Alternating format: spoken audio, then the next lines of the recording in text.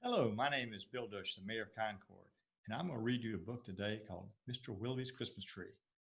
He has a very large house and buys a very large tree, and it doesn't fit. So let's see how he uses it.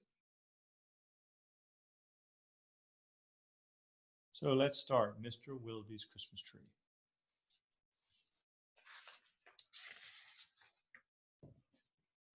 Here's the tree starting to be delivered.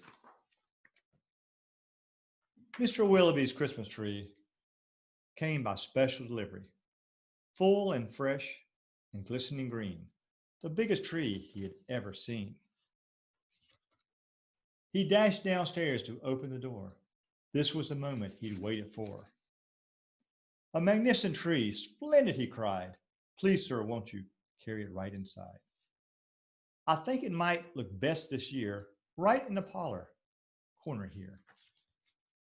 But once the tree stood in place, Mr. Willie made a terrible face. The tree touched the ceiling, then bent like a bow.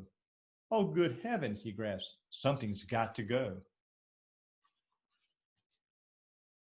Baxter, the butler, was called in a haste to chop off the top, though it seemed quite a waste.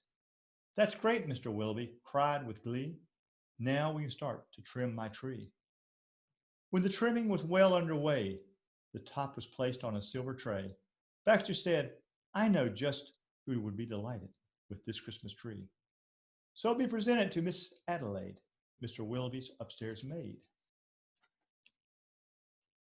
Won't this tree be a pretty sight when I have trimmed it later tonight? But the top, oh dear, I'm so afraid, will have to be cut, sighed Miss Adelaide. And so with scissors, sharp and long, she snipped off the top while she hummed a song. The top was set out the very next day in the back of the house to be thrown away. That little treetop caught the eye of Tim, the gardener passing by. He certainly was not about to see the little tree thrown out. He hurried home straight away to see Mrs. Timms to see what she would say. Fa la la, surprise, surprise. His wife could not believe her eyes. But our house, she said, is so snug and small. I do not believe we need it all. And before Tim had a chance to shout, she cut off the top and threw it out. Barnaby Bear was padding by. It almost hit him in the eye. Now, who would throw a tree away so very close to Christmas Day?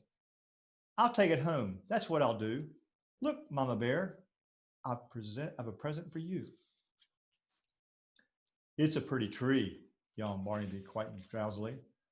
But Little Bear, standing all far, cried out, the tree won't hold a star. Barnaby said, let's cut a hunk of the bottom, here at the trunk. But Mama Bear just shook her head and sliced the treetop off instead. Jolly by golly, Barnaby said with a kick, Mama, that surely is the right trick. Let's trim it with bells and honey rings, some berries and tinsel and popcorn on strings. Mama said, trim it just as you like. I've got to tidy up for the night. This top we won't need anymore. I'll put it outside the door. Later on that frosty night, Frisky Fox came into sight. He spied the treetop, rubbed his chin, opened his sack, and stuffed the top in. He scampered home and jumped his gate. This Christmas present couldn't wait. It's even better than the mincemeat pie, said Mrs. Fox with a happy sigh. Then the foxes saw what their Christmas prize was just a wee bit oversized. There, my dears, don't you worry. I'll fix the top now in a hurry. Benjamin Rabbit found it then, just outside the fox's den. It seemed, he thought, most certainly Santa left it for my family. Look, he cried, see the tree I found? With that he called his family around. Then they were merrymaking, rollicking, frolicking, carrot-shaking celebration around the tree. All were as happy as rabbits can be. Benjamin Rabbit, with his own hand, sliced a carrot and made a stand. Now let's see how this will look in our little chimney nook. But right away, the children cried, look, it's leaning off to one side. It's too tall, that's all, said Mrs. Rabbit. And though he was a summer carrot, she gave it a chop and threw it away. Then Mistletoe Mouse just happened to see the tiny tip of the Christmas tree. He pulled it through the snow and ice, up some stairs.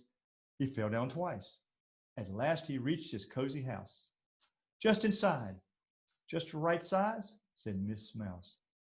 Then, at the top, if you please, they put a star made out of cheese.